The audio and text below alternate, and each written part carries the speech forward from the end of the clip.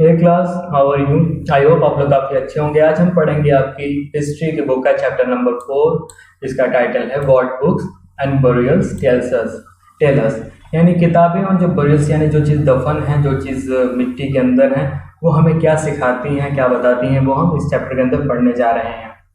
One of the oldest books in the world, सबसे पुरानी किताब। You may have heard about the Vedas, आप लोग वेदास के बारे में यानी वेद के बारे में सुने होंगे। चार वेद होते हैं, द ऋग्वेद, सामवेद, यजुर्वेद और अथर्ववेद। और सबसे जो पुराना वेद है, सबसे जो ओल्डेस्ट वेद है, वो है ऋग्वेद, जो तकरीबन 3500 ईयर्स है, वो 3500 साल पहले उसकी रचना हो गई थी, उसको कंपोज कर दिया गया था। The Rigveda includes more than 1000 hymns. Rigveda के अंदर हज़ारों से ज़्यादा हिम्स हैं। हिम्स यानी कि जो चीज़ें जैसे भजन वगैरह होते हैं, जो गॉड को हम लोग डेडिकेट करते हैं, जो भी बातें, जो भी वर्ड्स, उसको कहते हैं हिम्स। कॉल्ड सुक्ता, इसको सुक्त भी कहते हैं, और वेल सेड यानी अच्छी बातें।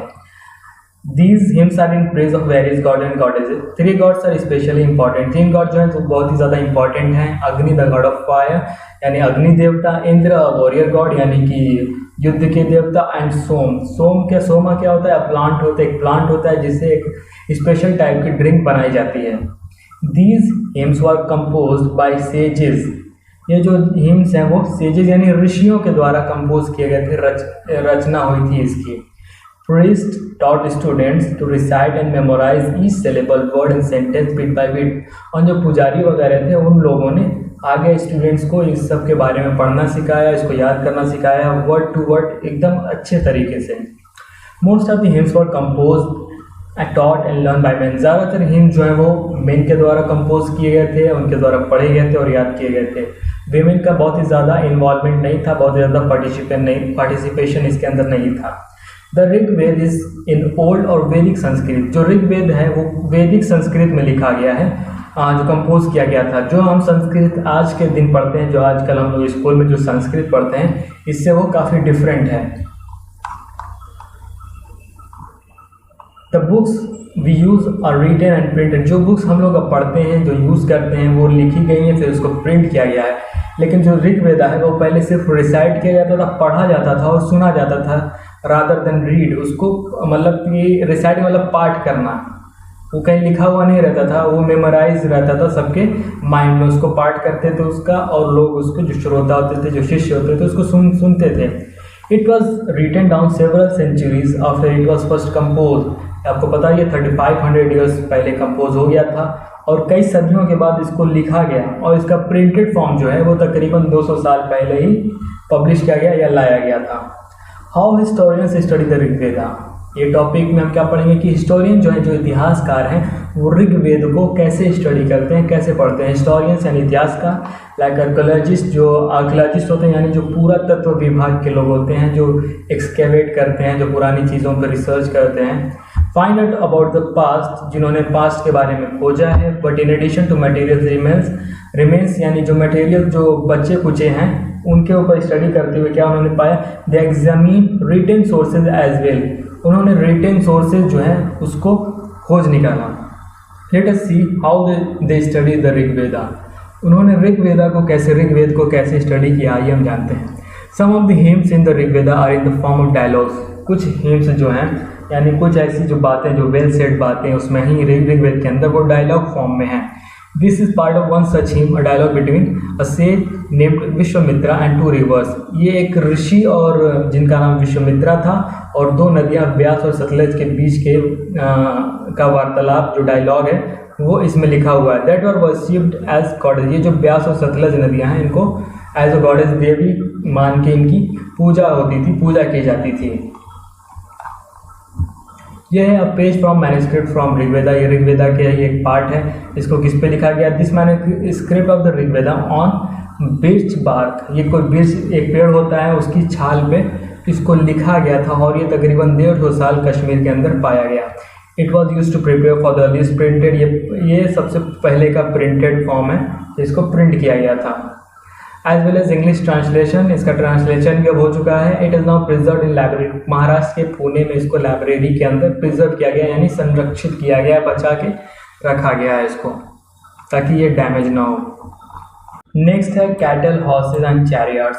There are many prayers in the Rigveda for cattle, बहुत सारे प्रेयर्स जो हैं कैटल पशुओं के लिए हैं, बच्चों के लिए हैं, हॉर्सेस के लिए हैं। किसके अंदर? ऋग्वेद के अंदर। Horses were yoked to chariot that were used in battles, horses जो है वो बैटल में यूज किया जाते थे, उनका रथ बना के उस पे लोग सवार होकर युद्ध लड़ते थे। विच वर फॉट टू कैप्चर कैटल, और जो जंगें होती थी पशुओं को हड़पने के लिए भी होती थी। Battles were also fought for land, जमीनों को कब्जा करने के लिए भी होती थी। Which was important for pasture, pasture क्या होता है? जहाँ पर घास या कोई भी फसल उगाई जा सके आसानी से, तो वहाँ पर जो है कि क्रॉप्स को उगाने के लिए जो जल्दी से तैयार हो जाए, such is barley. Assam battles were fought for water, बहुत सारी बैटल्स जो होती थी वो वाटर के लिए भी होती थी और लोगों को गुलाम बनाने के लिए भी होती थी। Some of the wealth that was obtained was cared by the leaders, और जो वेल्थ यानी जो जंग में युद्ध में जो भी मिलता था जीतने के बाद, जो भी वेल्थ खजाना या जो भी चीज़ें रहती थी कॉइन्स वगैरह, वो कुछ होता था कि लीडर्स रख लेते थे। सम वाज गिवन टू प्रीस्ट, कुछ पुजारियों को दे दिया जाता था, और जो बाकी बचा हुआ रहता था वो लोगों में बांट दिया जाता था। Some wealth was use for the performance of yajnas और सेक्रीफाइस, और कुछ वेल्थ जो पैसे वगैरह होते थे उसको यजनाज या सेक्रीफाइस यानी त्याग वगैरह जो वो लोग राइचुअल्स परफॉर्म करते थे उसमें वो लोग दे दिया करते थे। This were mean for gods and goddesses, और यानी कि ये जो यजनाज वगैरह होते हैं सेक्रीफाइस, ये जो इनका राइचुअल्स होता था यानी कि वो गॉड को डेडिकेट किया करते थे। ऑफरिंग्स कुड इंक्लूड घी, इसमें क्या क्या रहता था? घी करते थे, ग्रेन अनाज, and in some cases animals, जानवर की भी वो लोग बलि दे दिया करते थे। किसको? गॉड को डेडिकेट करने के लिए। Most men took part in this war, बहुत सारे मेन इस युद्ध में पार्ट लेते थे। There was no regular army, वहाँ पे कोई रेगुलर आर्मी नहीं हुआ करती थी, लेकिन वहाँ पे असेंबली हुआ करती थी जहाँ पे लोग मिलते थे, बैठ के वॉर के लिए, वॉर और पीस के बारे में डिस्कस किया करते थे। दे ऑल्सो चूज लीडर्स, वो लीडर्स भी चूज करते थे। वो often brave and skill warriors, जो कि बहादुर हो और स्किलफुल हो, जिसके अंदर क्षमता हो और समझ हो युद्ध को लड़ने की। वर्ड्स टू डिस्क्राइब पीपल, और क्या वर्ड्स यूज़ किया करते थे वो लोग पीपल को, लोगों को डिस्क्राइब करने के लिए? There are several ways of describing people, कई तरीके से लोगों को डिस्क्राइब किया जाता था। In terms of work they do, वो किस तरह के काम करते हैं। On the basis of this the language they speak, वो किस तरह की लैंग्वेज बोलते हैं। The place they belong to, वो किस जगह से आते हैं। देयर फैमिली, उनकी फैमिली क्या है, उनकी कम्युनिटी क्या है, वो किस तरह का उनका कल्चर है, यानी कैसे कपड़े पहनते हैं, उनकी एथनिक्स क्या है, ये सारी चीज़ों पे वो लोग डिस्क्राइब किया करते थे।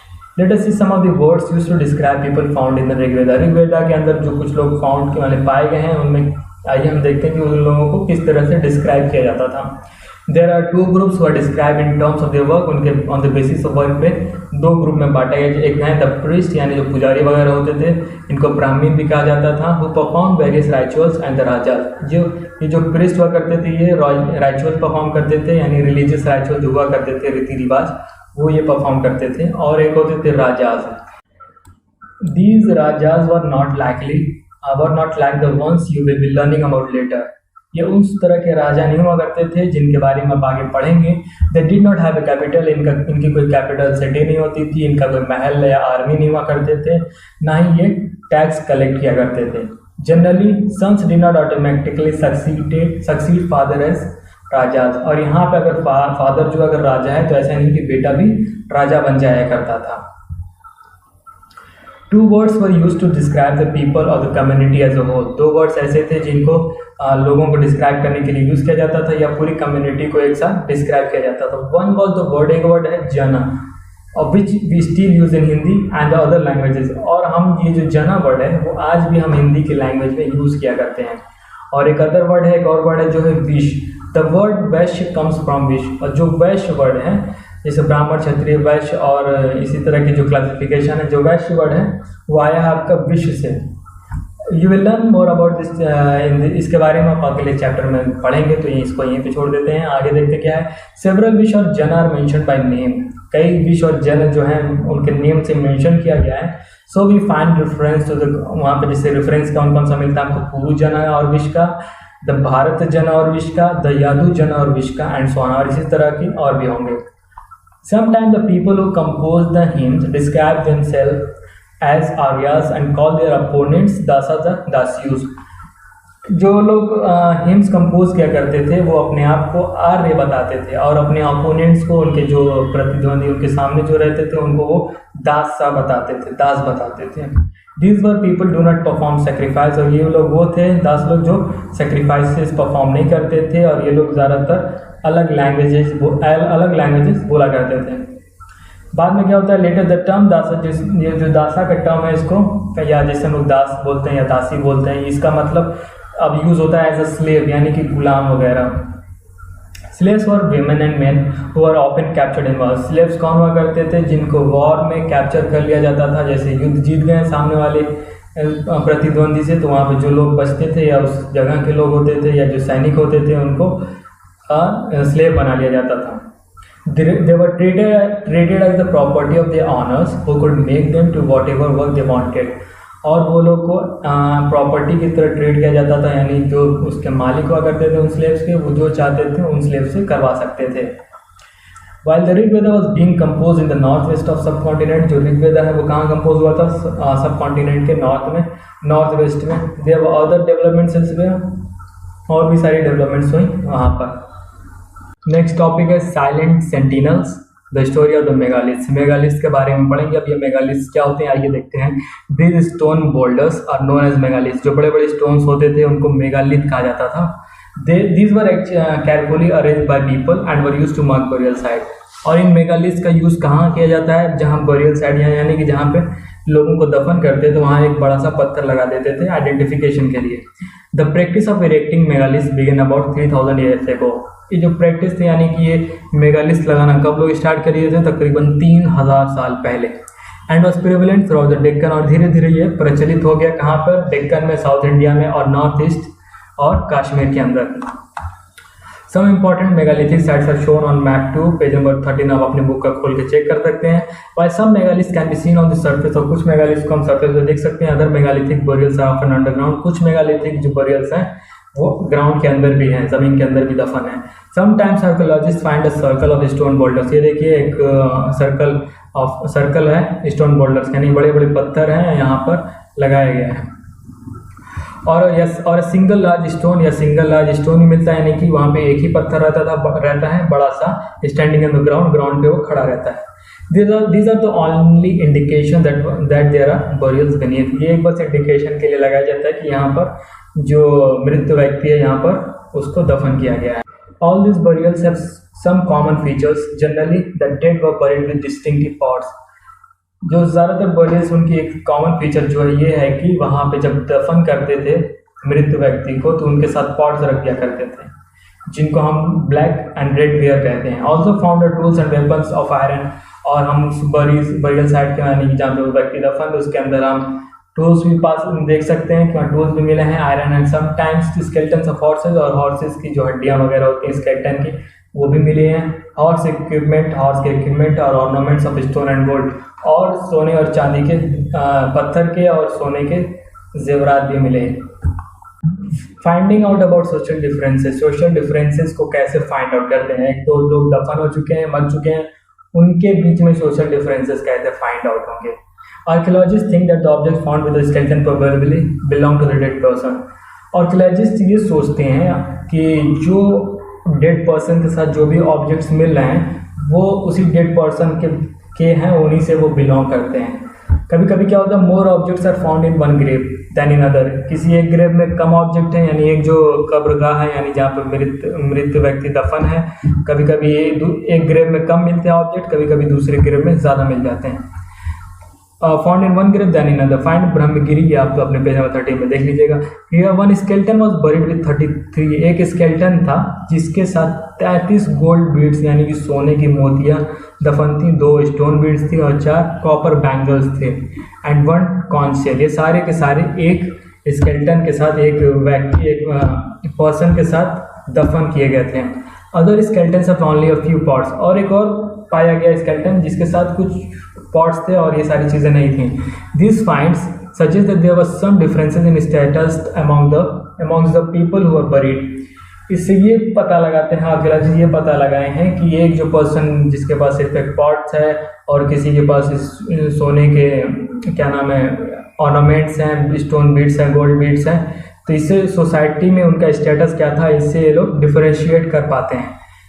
सम were rich, others poor, some chiefs, other followers. कुछ उनके बरियल साइट्स ये पता चलता है, उनके ग्रेव्स ये पता चलता है कि ये जो व्यक्ति था ये बहुत ही अमीर था, या राजा वगैरह था, और ये दूसरा जो व्यक्ति जिसके पास कुछ नहीं मिला है उसके ग्रेव के अंदर वो गरीब था। इसी तरीके से कुछ चीफ्स यानी कि ये बहुत ही इंपॉर्टेंट पर्सन था, कुछ अदर फॉलोअर्स यानी कि अनुयायी था, बस ये शिष्य वगैरह था उस वक्त के दौर में। Some burial spots made for certain families. इसके अंदर क्या होता है, sometimes megalith contains more than one skeleton. जो मेगालिथ होते हैं यानी कि मेगालिथ बताया जा चुका है कि वो स्टोन को इरेक्ट कर देते हैं आइडेंटिफिकेशन के लिए कि ये किसकी ग्रेव है। तो कभी कभी ऐसा होता है कि जो मेगालिथ होता है वो एक स्केलेटन से ज़्यादा कंटेन कर रहा है, यानी कि एक स्केलेटन से ज़्यादा वहाँ स्केलेटन मिलते हैं। These indicate that people perhaps belonging to this same family. और ये इस तरफ इशारा करता है कि ये जो दोनों पर्सन है या दोनों स्केलेटन है वो एक ही फैमिली से बिलोंग करते हैं और एक ही जगह इन दोनों को दफन कर दिया गया, एक साथ नहीं। आफ्टर सम टाइम जब एक पर्सन की डेथ हुई तो उसको वहाँ दफन कर दिया, फिर जब सेकंड पर्सन की कुछ सालों बाद हुई तो उसको भी वहीं लाके वहाँ पे ग्रेव बना के उसको वहीं पे बरी कर दिया। The bodies of those who died later were brought into the grave through the portholes के जरिए वहाँ पे उसको दफन कर दिया गया। Stone circles of boulders place on the surface probably served as sign post. जो भी स्टोन सर्कल बनाए जाते थे या पत्थर रखे जाते हैं, जैसा कि आप अब भी देख सकते हैं जाके जहाँ पे भी है ये साइट होगी, उसको एज अ साइन पोस्ट बनाया जाता था कि हाँ यहाँ पहचाना जा सके कि ये किसकी बरियल साइट है, so that people could return, ताकि लोग आ सके वापस उसी जगह पे जहाँ पे वो जाना चाहते हैं, जहाँ पे वो गए थे, फिर अगर वहाँ दोबारा आना चाहें तो वहीं पे आ जाएं। नेक्स्ट है स्पेशल बेरियल एट इनाम गांव। इनाम गांव में एक स्पेशल बेरियल है, उसके बारे में पढ़ने जा रहे हैं। It is site on the river God. ये जो साइट है वो रिवर गॉड के पास है। A tributary of the Bhima. ये ट्रिब्यूटरी किसकी है, भीमा नदी की। ट्रिब्यूटरी क्या होती है, जो नदी जाके मिल जाती है बड़ी नदी में, जो सहायक नदी होती है। It was occupied between 3600 and 2700 years ago. ये adult were generally buried in the ground. यहाँ पे जो एडल्ट हैं वो बरीड हैं ग्राउंड के अंदर। Laid out straight with the head towards the north. जो उनके हेड्स है वो नॉर्थ की तरफ है। Sometimes burials were with in the houses. कई बार ऐसा होता है कि जो बरियल्स होते थे उनको हाउसेज के अंदर ही दफना दिया जाता था, यानी कि वहीं बना दिया जाता था बरियल्स को। बरियल्स वही प्लेस होता है जहाँ पे ग्रेव होती है, यानी कि दफन करने की जगह, ठीक है। Vessels that probably contain food and water were place with the head. और वो बर्तन जिसमें खाने और पानी वगैरह रखे जाते थे उसको दफनाने के टाइम उनके सरों के पास रख दिया जाता था। One man was found buried in a large 4-legged clay jar in the courtyard of a 5-roomed house। एक बार क्या एक जो मैन था वो कहाँ पाया गया था, एक बड़े से क्ले जार के अंदर, जो कि एक 5-roomed courtyard हाउस के अंदर था। One of the largest houses at the site। और वो उस साइड का जो ये 5-roomed हाउस है वो उस साइड का सबसे बड़ा हाउस है। In the center of the settlement, this house also had a granary. The body was placed in a cross-leg position। और जो बॉडी की पोजीशन थी वो क्रॉस लेग थी, यानी कि एक दूसरे के ऊपर पैर जो थे चढ़े हुए थे। आगे क्या, what skeletal studies tell us. Skeletal की स्टडी हमें क्या बताती है। It is easy to make out the skeleton of a child from its small size. जो बच्चों की स्केलेटन होती है वो जाहिर है कि छोटी होती है, उनकी साइज जो होती है वो छोटी होती है। However there are no major differences in the bones of a girl and boy. और जो गर्ल और बॉय के बोन्स में कोई ज़्यादा डिफरेंस नहीं पाया जाता है। Can we make out whether skeleton was that of a man or a women. क्या हमें पता लगा सकते हैं कि वो जो स्केलेटन है वो मैन का है या वीमन का है। Sometimes people decide on the basis of what is found with the skeleton. कई बार इस बेस पर डिसाइड किया जाता है कि उस स्केलेटन के साथ क्या चीज़ें पाई जा रही हैं, उस हिसाब से उनको मैन या वुमेन आइडेंटिफाई कर लिया जाता है। For instance if skeleton is found with jewellery, अगर स्केलेटन को ज्वेलरी के साथ फाउंड किया जाता है तो it is sometimes thought to be that of women, कि वो एक वीमन के ही वह स्केलेटन होगा। However there are problems with this. लेकिन इसके साथ कुछ प्रॉब्लम्स हैं। Often men also wore ornaments. पहले क्या होता था, पहले जो मेन हुआ करते थे, आजकल तो नहीं, लेकिन जो पहले के हुआ करते थे 2000 1500 3000 साल पहले, वो मेन भी उस वक्त के ऑर्नामेंट्स जेवरात पहना करते थे। A better way to figuring out of the sex of skeleton is to look at the bone structure. एक अच्छा तरीका ये है कि उसके जेंडर को पहचानने का स्केलेटन के, कि हम उस बोन के स्ट्रक्चर को देखें। The hip or the pelvic area of women is generally large to enable child bearing.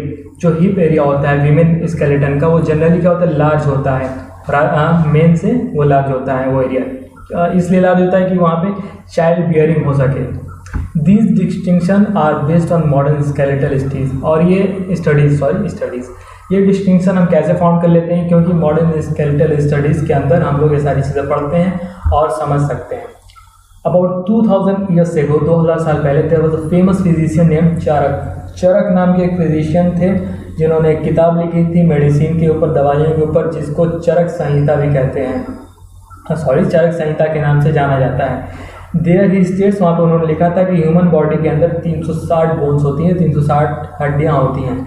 This is much larger number than the 200 bones, जो कि हमारे अंदर कितनी जनरली होती है, 200 के अबव होती है, 206, 10 ऐसी कुछ, that are recognised in the modern anatomy. जो मॉडर्न एटोनॉमी है वो क्या कहती है कि ये 200 से ज़्यादा हड्डियाँ होती हैं, 206 होती हैं, जो छोटे बच्चे होते हैं उनमें थोड़ी ज़्यादा होती हैं, लेकिन ये जो नंबर बताया गया था 360 बोन्स, ये 200 बोन्स से बहुत ही ज़्यादा नंबर है, लगभग डबल का डिफरेंस है। That are recognised in modern anatomy. Anatomy क्या होता है, एटोनॉमी नहीं, एनाटॉमी। एनाटॉमी के अंदर हम बॉडी के ऊपर स्टडी करते हैं। Charak arrived at this figure by counting the teeth, joints and cartilage.